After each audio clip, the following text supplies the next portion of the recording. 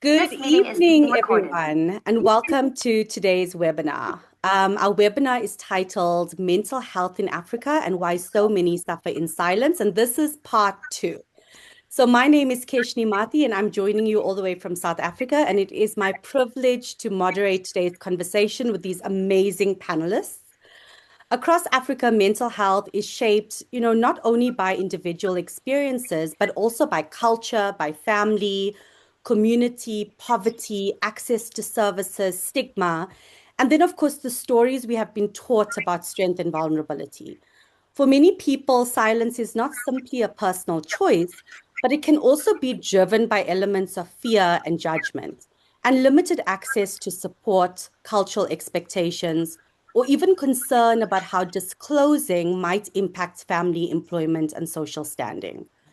So today's conversation invites us to move beyond all the statistics and to listen to these amazing voices, experiences, and insights of the people who are actually working, doing the work, and experiencing Africa.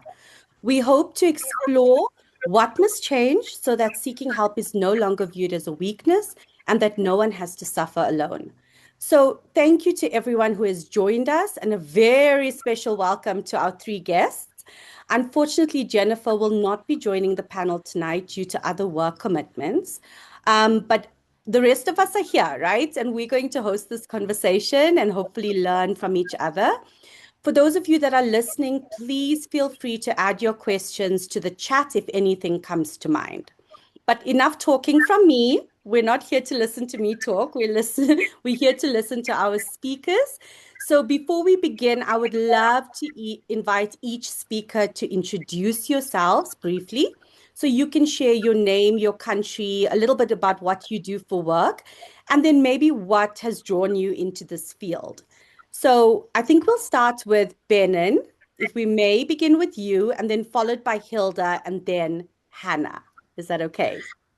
All right. Thank you so much, Keshna. Good evening, everyone. Good afternoon. Good morning from wherever you are tuned in. My name is Kabale Benon Chitafna. I'm a mental health and a human rights advocate from Uganda. I've worked in the area of mental health and not because I wished to, but I was driven by my lived experience of suffering from bipolar disorder, whereby I broke down when I was at university pursuing my bachelor's degrees in laws. And then I started working in the mental health field from 2010. I worked on research projects and currently, I'm working with the London School of Hygiene and Tropical Medicine as a consultant, and I'm a fellow at the Human Rights Watch, but also I'm a founder and executive director of the Mental Health Recovery Initiative in Uganda, which is a community-based organization and research initiative, Uganda Limited. Thank you so much. I'm privileged to be part of this engagement. Thank you. Thank you so much, Benon. Hilda? Hi everyone. My name is Hilda Chinoko and I am from Malawi. I am a child health nurse by profession, but I also identify as someone with lived experience. I have also been involved in mental health advocacy and I am a researcher also. So I've also involved in mental health research as someone with lived experience. Thank you. Thank you so much, Hilda. And Hannah? Hello, everyone. My name is Hannah. I am from Zambia. I am an aspiring mental health practitioner with several years of international peer support and advocacy work. And I'm eager now to kind of see what lessons, if any, can be applied from other regions to Zambia's mental health response and where I fit in that landscape as well. Thank you. Thank you so much. And thank you for sharing your experience with us. We can see it's so varied, which is actually amazing to see. And so I'm hoping that we would be able to hear a little bit about how they all intersect. So let's start with Benon.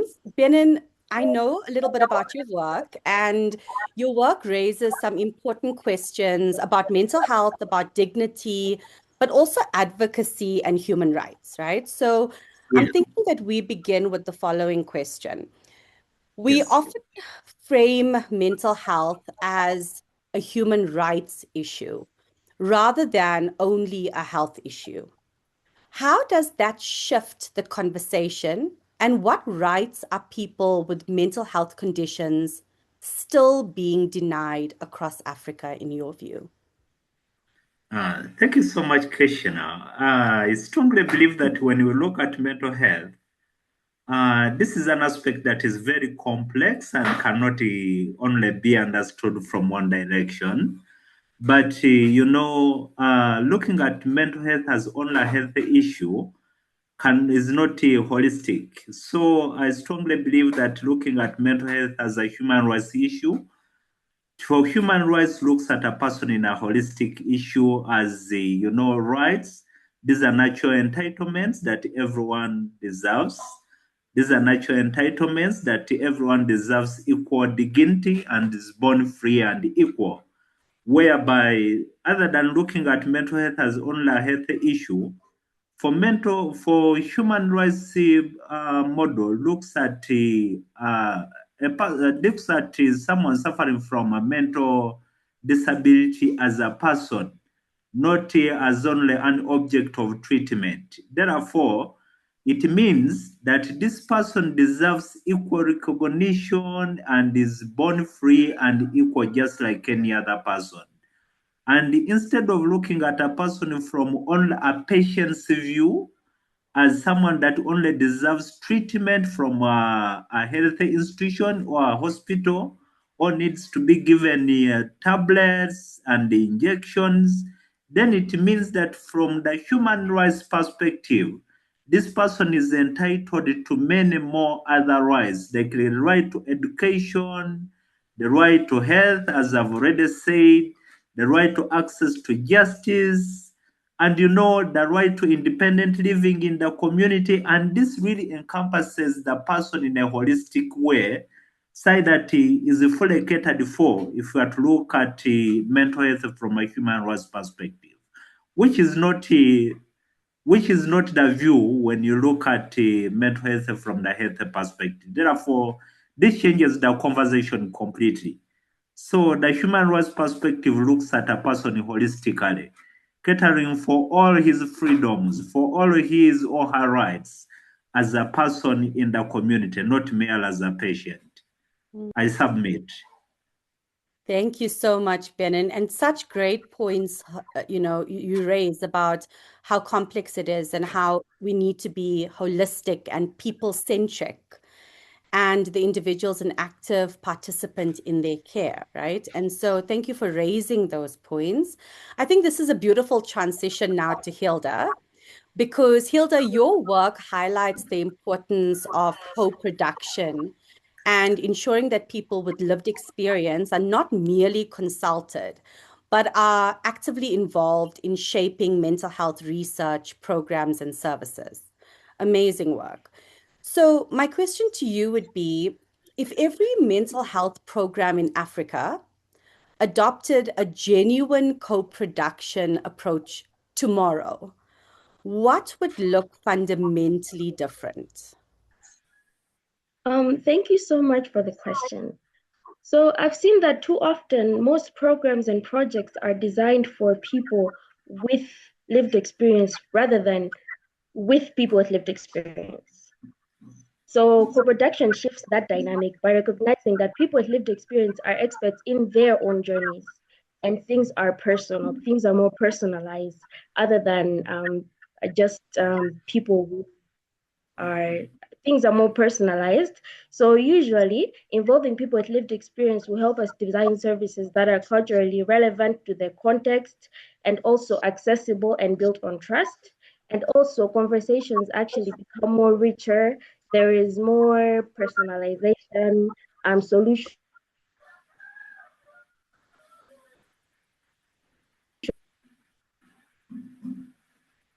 I think Hilda's frozen a little bit. Can you hear me now? Yes, we Yes. can. You are back, Hilda.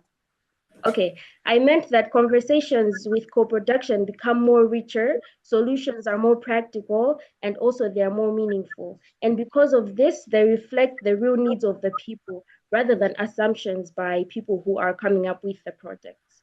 Of course, I know that it's important that people come up with projects, but it's also important that some programs include people with lived experience because they are more personal and they reflect real needs. Thank you. Thank you so much for your feedback and answering that question so beautifully and positioning again as lived experience in an expert role in their own journey. Personalization is mentioned, and then accessible and built on trust. That is so important. Um, Hannah, I think that we're going to come to you now. Peer support is increasingly being recognized as a valuable part of mental health care, particularly where formal services may be limited or difficult to access. So we know that you have a vast global experience. So having engaged with peer support models from all these different parts of the world, what is one practice that you believe could transform Zambia's mental health response? And what would need to change culturally for it to succeed, do you think? Thanks, Keshnie. So, in peer support circles, the moderator and participants are on equal footing. So even though you're responsible for kind of holding this container that fosters mutual learning, support, and encouragement among members, it is not a hierarchical directive role. You're not telling anybody what to do, and you're not treating anybody. And certainly in my experience, the greater emphasis is placed on self-determination. That is giving people the reins to actively participate and co-create, co-direct their care.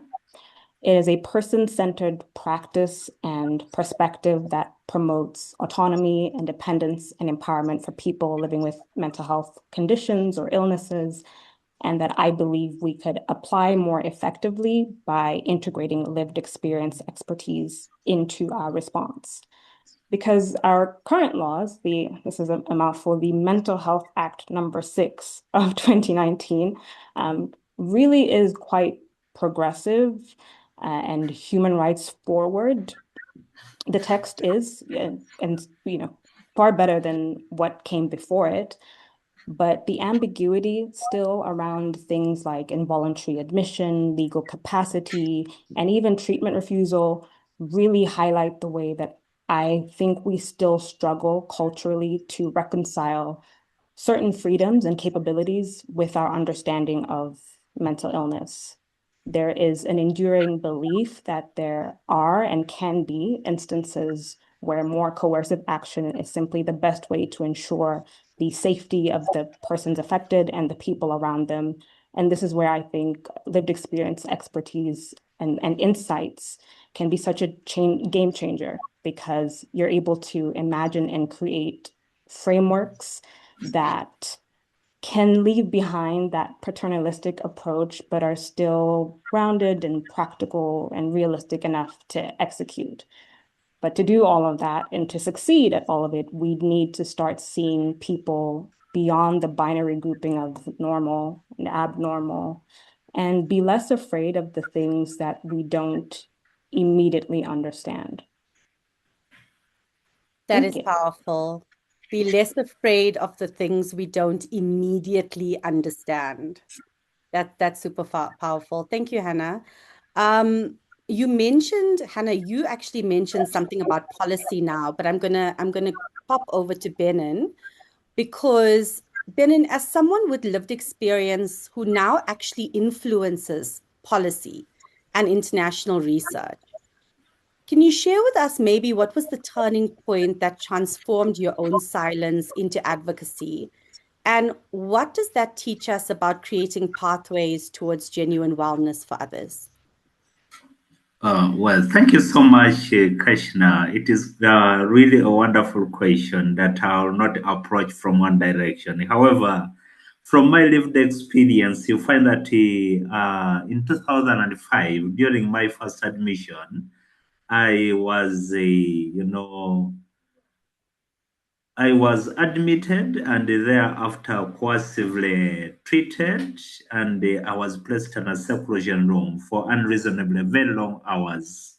This was very unbecoming in my personal experience, and from that bad experience, I really realized I needed to do something to better the lives of many others and my personal life. And therefore, with my legal experience, I decided find to start finding ways of how best I can advocate for mental health reforms in Uganda. And you find that during that time, we had a colonial law in Uganda, 1964 colonial law that was in place that really called for custodial, confinement of people with mental disabilities. It was quite a very old law that was very unbecoming to call for, uh, coercive mechanisms of treatment of people in institutions. Therefore, together, I decided to say, no, I think we need to do something. This was a turning point in my life to ensure that I can come out loud and speak about what is unbecoming. And I had to, first of all, litigate. I had to, together with a partner organization, file a suit against our national referral hospital where I was first admitted and secluded for unreasonably long hours. And not only that, I also decided to take a step in the formation of the first peer-led and peer-managed organizations in Uganda. And this exposed me to international levels of advocacy, whereby I got involved in research projects that could call for co-production and ensuring that there is the effective inclusion of people's lived experiences. And I think these were turning points in my experience. From my personal experience, I really said, no, I think together we can do something to transform mental health.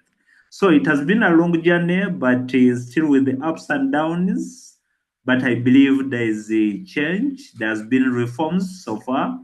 Much as the litigation is still ongoing, I can say that from my research work and co-production on different projects in Uganda and at international level, I've seen reforms. Therefore, the involvement of people with lived experiences in advocating for their own rights is very meaningful and is called for. This is the right time that we need to speak for our rights and demand. This is the time to demand for our rights. Thank you. Thank you, Benon, and thank you for sharing so openly your own personal experience, because I think it adds so much validity to the cause and the changes that we are seeing around you sharing this. So thank you so much for that. Thank you. You're welcome. So, Hilda, can we talk a little bit about support, maybe? In so many African communities, families can be the greatest source of support, right? But they can also sometimes reinforce stigma and silence. So not everyone actually does talk out. And that sometimes stems from how we've been raised and what the culture dictates. How can families move away from being silent observers to active partners in wellness? I think it begins with education and open conversations. So I've seen that most families want to help, but they don't know how. They don't know how, maybe because of the lack of knowledge, maybe fear, misinformation, or even cultural stigma. There's a lot of misinformation going around about mental health and mental health issues. So most families don't really know how to handle that. So, as someone whose family got involved when I was recovering, it was a bit hard for me at first to talk about it with my family because I didn't really know how to approach it. But my family became active by learning more about my condition, listening to me without judgment when I was not okay. They created a safe space for me. And I think sometimes the most powerful thing is to just listen and ask a lot of questions about what's going on with the person that they're helping or their family member. And I think just listening is simply the first thing that you can do to help someone who is struggling with a mental health condition. Delicious listening, the first step to any conversation. I love that. And it's such a simple, practical tool that can be practiced as well. We're seeing a lot of young Africans, right? And this one's for you, Hannah. A lot of young Africans that are more connected through social media, right? So they're connected on social media, and yet many still struggle to speak out openly about mental health. Why do you think that greater connectivity has not necessarily translated into greater emotional resilience or openness? The freedom and the safety that young Africans have and are enjoying to talk about mental health online isn't guaranteed offline. So for a lot of us, especially with multiple marginalized identities, social media is our primary outlet, refuge, and the only thing linking us to other people that share in these struggles. It's important to note as well that these spaces carry a degree of risk, not just because of the emergence of crackdowns and broadening cyber laws across the continent, but also due to targeted harassment from other users. Doxing and trolling are commonplace online now, and even more so when the subject matter is on the pricklier side. The sobering reality is that when you log out, you go back to existing within the context of your immediate physical environment and conditions. Are there people that you can go to? Are there places that you can go to and be emotionally open? And are they accessible to you in terms of cost and location, for instance? What are the risks involved with divulging more details about your mental health state? Could you be forcibly hospitalized, experience isolation within your community, even lose your job? And do you have the resources, namely, frankly, money and privilege, to kind of cushion that for or to soften the blow from those consequences? So you've really got to weigh the costs and the benefits to you of being more publicly and openly vulnerable. Masking to various degrees may be essential to your everyday survival. And although hiding parts of yourself isn't great for your well-being, exposing yourself to harm can be far, far worse. That's so beautifully said, hey, because I sometimes wonder if young people understand the risks of the personas and how that will affect them long term, you know? And I guess again, it's down when we're talking about social media as well to maybe, again, policies and mental health policies, being able to recognize this as now a viable source of communication. So if we go back to Benon, maybe we can talk a little bit about this. There's so many African countries that still do not have adequate or even separate implemented mental health policies.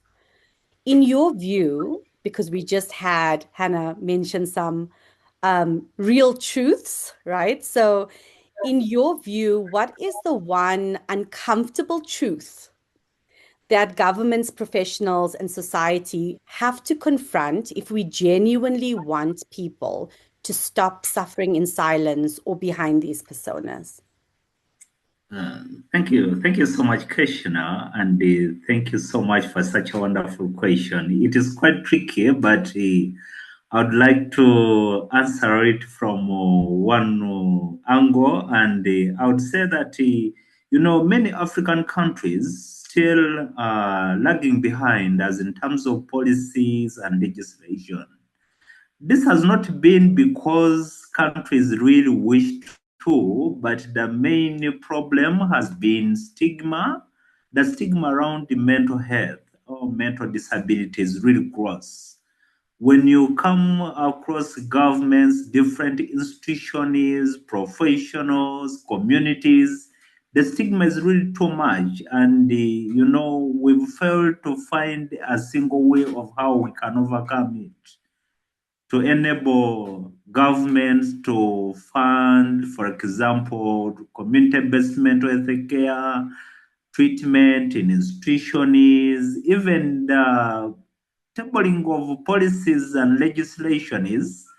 This is something looked at as minor, as something that is not adequate, yet it is demanding, but you can only realize it when you are affected. If you are not directly affected, then you cannot realize that mental health is a priority. Therefore, many people look at it from a stigmatizing point of view, whereby it is none of priority in most countries in Africa, not only in Africa, but internationally. Funding for mental health is very low, and even funders tend to shy away from directing their finances to mental health simply because they've not realized that mental health is a priority to each and everyone. It is a big problem, but very few people pay attention to it simply because of the stigma around mental health or mental disability. That's extremely powerful as well, because you mentioned fail to find, but it's almost like fail to focus on the finding, followed closely by fail to act, which is preventing us from actually moving forward. And you mentioned a few things there. Especially, I can imagine the duality of being a lived experience expert in the field. So I'd like to take this question maybe to Hilda. Um, Hilda, you have experiences as a healthcare professional, but then also as someone with lived experience, right?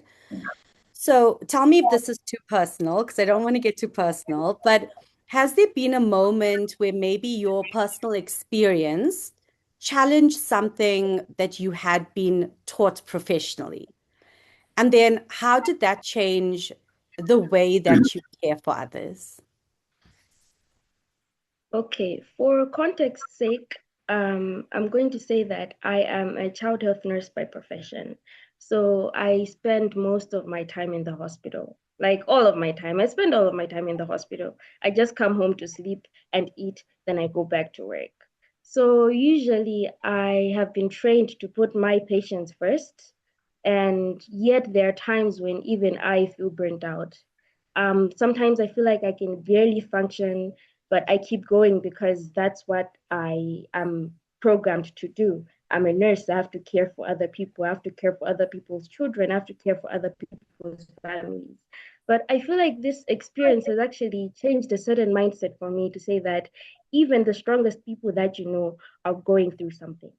Even the strongest people that you know are going through something.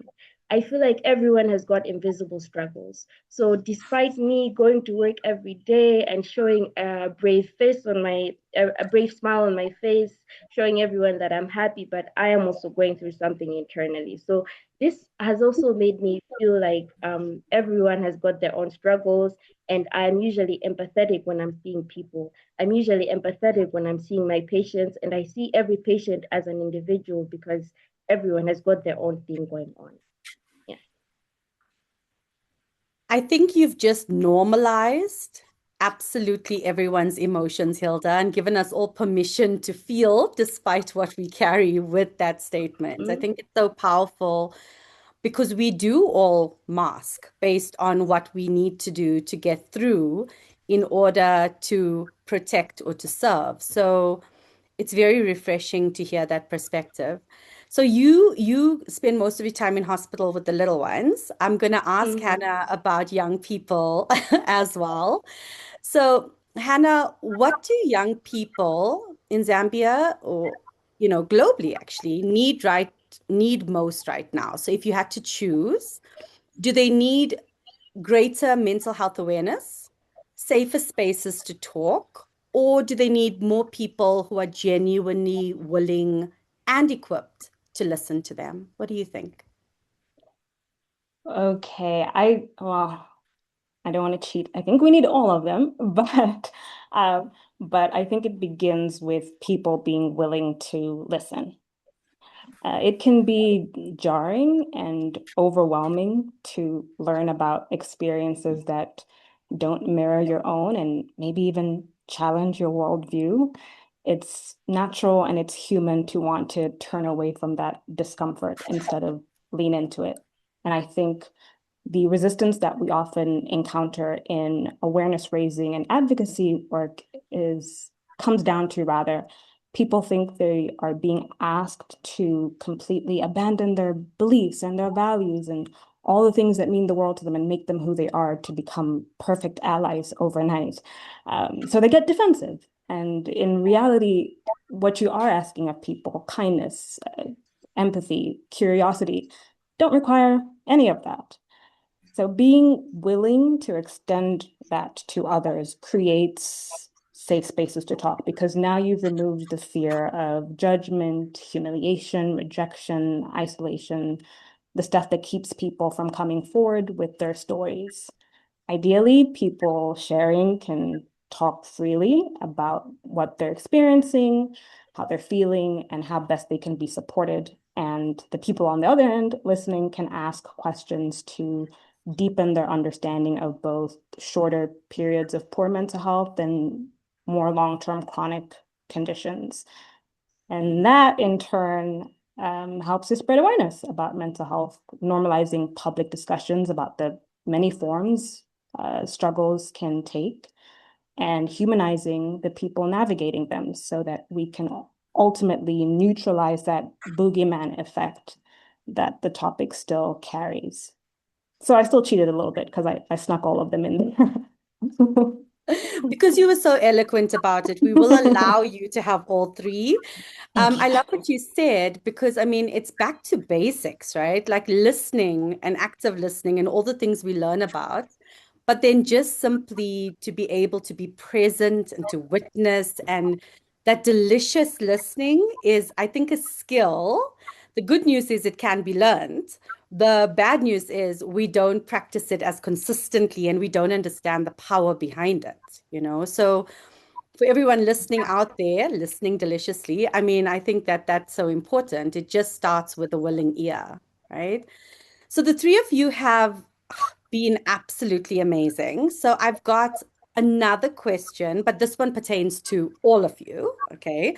So we're all going to answer. And I think this time we're going to actually start with Hilda, go to Hannah, and then end with Benon. So we have a little bit of a change up here. Um, Here's the question. If silence is one of the greatest barriers to mental health in Africa, what is one bold action by governments, communities, families, or individuals that could help break that silence and transform how mental health is understood and supported across the continent? That's a big one. Okay. So, Hilda, what do Okay, you think? that really is a big question. So I feel like the greatest action that we can do is to make sure that people with lived experience are equal partners in shaping mental health care all over the world. I feel like people with lived experience should not just receive mental health care, but actually be a part of it. So I feel like communities, governments, and people with lived experience should just sit at the same table. And with that, I feel like we can help replace stigma and actually bring more understanding about mental health and everything about that. So I feel like the real change will begin when we start speaking about people and building solutions together with people with lived experience. Thank you so much, Hilda. Hannah, would you like to also answer for us? Sure. My one bold action would be for individuals and communities, and that is to intentionally seek out information about mental health. A lot of the time, the onus falls on the person with the experience to educate and explain, and that's great, but we could probably speed up the destigmatization process if we could meet each other halfway and do so in ways that are available to you. You don't have to enroll in a course. It can be as simple as just initiating a conversation with someone or practicing, I think to quote you, Keshnie, delicious listening if a conversation is brought to you. So, yep, that's my suggestion. Thank you so much. And then Benon? Yeah, thank you so much, Keshnie. I think not to deviate from what my colleagues have already said, in my perspective and from my experience, I see that the one approach we need to take is a community-based approach to mental health that is coupled with the human rights, whereby if mental health is not only centered at health centers, in the policy and legislation, and we will trickle down to each and everyone in the community. We involve all stakeholders. I strongly believe that is the best approach we can take in order to ensure that we fight this big animal called mental illness. You find that if community-based health care is called for, and we really implement it in all and across the continent, you find that even a child who is a primary going child, or even a child still at home, will be able to understand the problem of mental illness. Even family members will be able to understand. There will be no gross stigmatization in the community, whereby each and everyone will know what to do and how to solve the problem and how to approach it. Therefore, I find it as a best intervention in order to tackle the problem of mental illness, in order to promote mental health. Thank you so much. That would be an amazing ideal outcome, wouldn't it? So we all just sigh thinking about the picture that Benon has just put up. Thank you all so much for answering that question. I think that you all did it justice and you answered in your own way and through your own lens, which I think is amazing. In order to just also comply with that connection, collaboration, and voices being heard that you're all speaking about, I thought maybe we could ask and see if there are any questions so far from whoever is listening to us. So I'm not sure if there are any questions that we can answer. I can let you know, Keshnie, in the Q&A, Carly did send a message. She says, thanks all for sharing today. Since you are talking about stigma and tackling that, what role do you think language plays, good or bad, when it comes to stigma? Since we have regional differences in the way mental health is discussed. It's open to you all. Yeah. Who would like to start with that one? Yes, can I start? Absolutely. Benon, go ahead. Thank you so much. Thank you so much for asking such a wonderful question. I think language is really very, very important because the way you phrase or the way you respond to any problem, if you respond with calmness, then calmness will be in feedback. If you are aggressive, then aggressiveness will also be in response. Therefore, I would like to echo that language is very, very important as far as stigma is concerned, because we tend to perpetuate a lot of stigmatizing language. For example, even in our policies, in our laws. For example, I would like to share an example here in Uganda. We had an old law that I already discussed about, the colonial law of 1964, and it had stigmatizing language referring to people with mental disabilities as criminal lunatics, as imbeciles, as idiots. And this tends to drop down to each and everyone in the community. That is the same way they will perceive each and every person suffering from a mental disability that is a criminal lunatic. Even, criminalizing someone before even they go before the justice system, viewing someone as an imbecile, you understand, simply because it's what is provided for in the law, then each and everyone will take it in that way. So language is very important when we are talking about mental disability. I would like to submit. Thank you so much, Benon. Yes, good points there that language can also be handed out generationally and create the stigma from which it emits.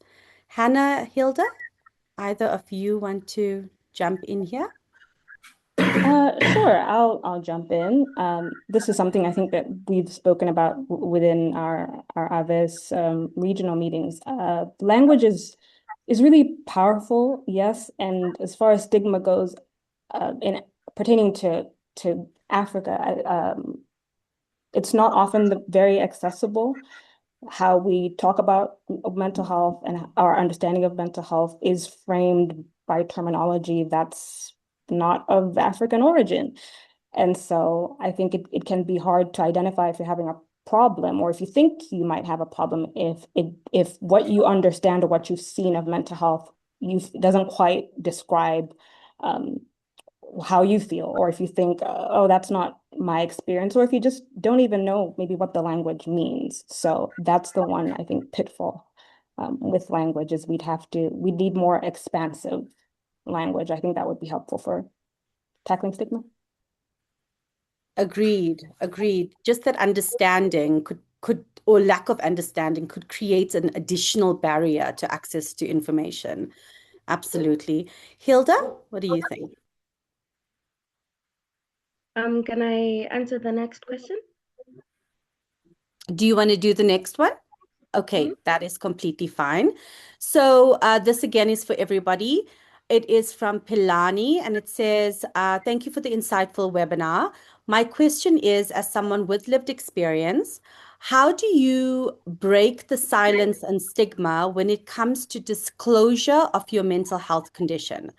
I ask because I know someone who lost her job because of her mental health disclosure. So Hilda, would you like to start with that one?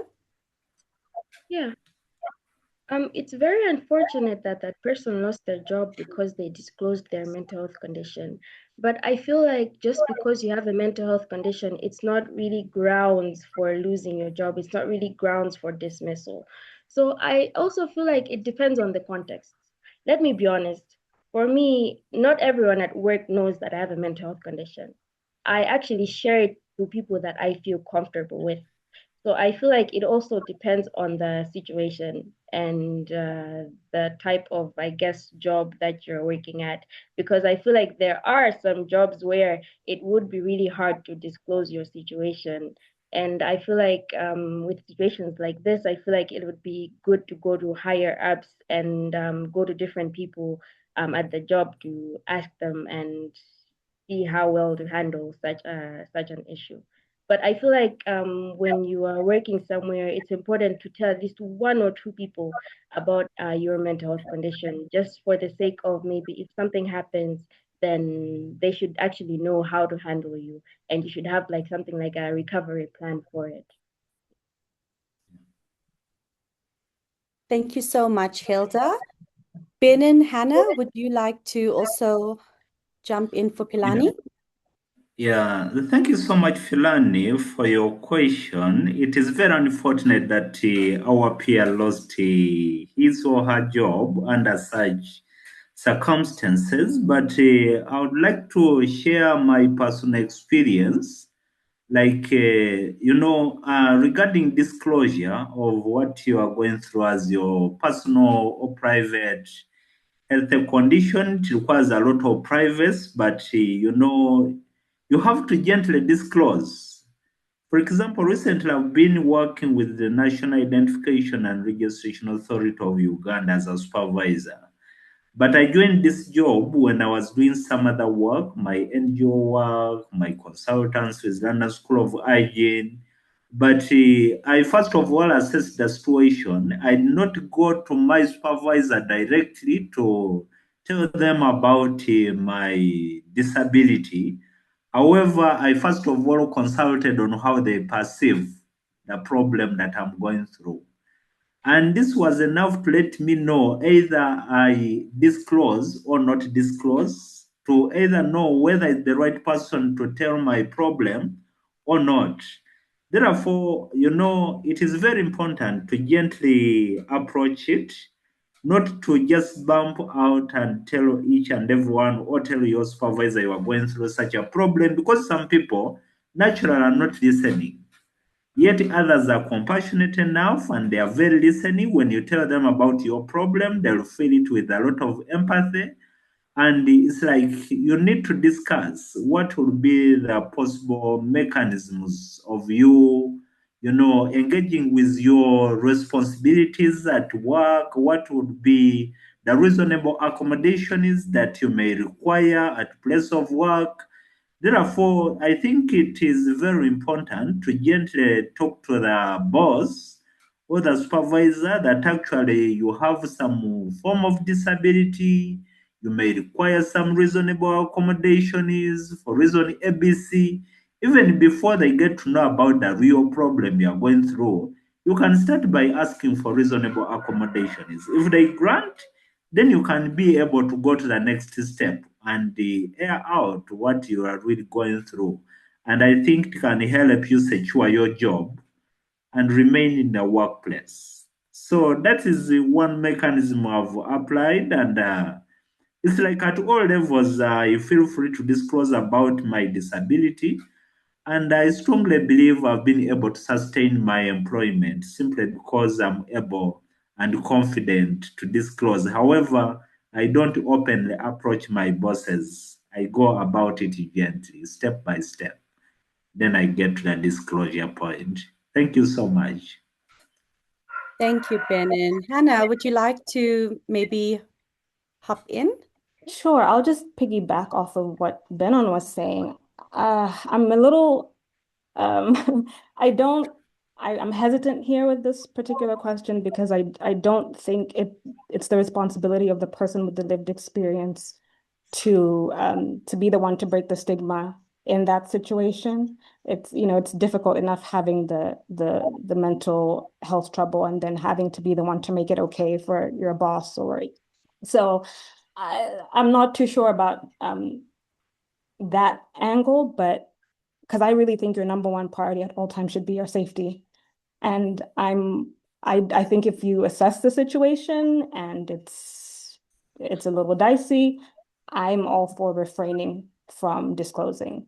But if you have to, or if you feel like, okay, I can approach this topic with this person, then I would follow Benon's advice and just keep it very simple and gentle and just like elementary style or level of an explanation. Yeah, it is quite a heavy question because it speaks about breaking the silence and stigma. And like you said, Hannah, it shouldn't really sit with the responsibility of the individual. They don't need more work at that time. But like you all mentioned, psychological safety and physical safety is so important that sometimes the choice to disclose lies in that space. What will I lose if I give information, which is not the place we want to be in? But I guess it also comes down to why was the disclosure necessary? And maybe there are some rules, regulations, etc. So Pilani, I hope you got what you needed. And yes, Pilani says, thank you for the great responses. So we are on track with our questions. I do not see any other questions there. Let me just have a look. So we've answered Kali and we've answered Pilani. So as we come to the last 10 minutes of this webinar, maybe what I can ask you to do is just give us, so somebody's out there and they're looking at the three of you right now and they're saying, oh, I want to one day be like them. Like, I want to be able to speak out. I want to be able to, to be able to sit on a stage and talk about my lived experience, right? And we know because we've all been there before when you see someone and you go, I need a little bit more courage. So if that person is looking at you right now, what's the message that you would like to leave them with tonight? And maybe we can start with Hilda and then go to Benon and Hannah. Last message. Honestly, when I'm doing things, I live by the motto, just wake up and do it. I just wake up and I do it. I feel like when I overthink things, when I think about things a lot and I overthink things, I just don't do what I'm meant to do, but just wake up and do it. That's what I'm going to say. I love that. Wake up and just do it. Thank you. Benon, what would you say to that person watching? Well, thank you so much. My response would be that let that person don't have to worry. We all start small and grow big. Therefore, with such a perspective, you just have to keep it behind your mind that one day you can make it, but you have to start. And the time to start is now, not later. So you start by speaking about the problem from a small congregation, and maybe from a one-to-one, then you can go to 3 people, 5 people, and you are able to stand before a big conference and hear about your experiences. It is not something you can achieve within one day, but we start small and grow big. Thank you so much. Start small and grow big. Love that. Thank you. And Hannah? Well, to that person, I would say just take your time finding your voice. It's so trite and cliche to say, but it is really a journey. And you may find that, today you're interested in one thing, but then later down the line you decide you're interested in something else. So just kind of let it unfold. It doesn't have to be perfect. You don't have to have all the answers, and you'll figure it out. But like my other two colleagues have said, just start. Start. It doesn't have to be perfect. You don't have to know you don't have to know where your destination. I'm speaking just fully in cliches now, but just take your time and you can figure it out along the way. Take your time and you can figure it out. Thank you. I think those words of inspiration would be well found in somebody's ear there as they're listening deliciously to all of you. So I'm going to give another minute maybe for additional conversations. Panel, has there anything that has been left unsaid that you feel that you would like to say at this point?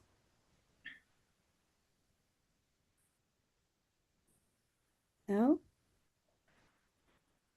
Good, because we don't want you to leave thinking, I wish I had said that. It's the worst thing, right? I wish I could have. So we have come pretty much to the end of today's webinar, and I'd like to take, the opportunity to thank Benon, Hilda, and Hannah for sharing your knowledge. I could see the passion, the professional insights, and the lived experience with all of us. And today's conversation has reminded us that breaking the silence around mental health in Africa, it goes beyond and requires more than just encouraging individuals to speak. It requires action, communities that respond without judgment, families that listen deliciously with compassion, professionals who respect lived experience, and then policy and systems that make core accessible care accessible to everyone, care that is, culturally responsive and dignified. And I'm getting all of these gems from the three of you, by the way, in summary. To everyone who's joined us today, thank you for being part of this important conversation. I guess even when we cannot solve every challenge immediately, every honest discussion will help create something that's a little safer for someone else to speak. So seek help and feel less alone. Again, thank you to Ava's Mental Health for hosting this webinar and for raising awareness in this way, and for everyone that is part of that. And thank you once again to our speakers and audience. Just in closing, please take care of yourselves and each other. And I think from myself and the panel, we wish you a safe and happy and joyful week ahead, everyone. Listen deliciously and good night. Thank you very much.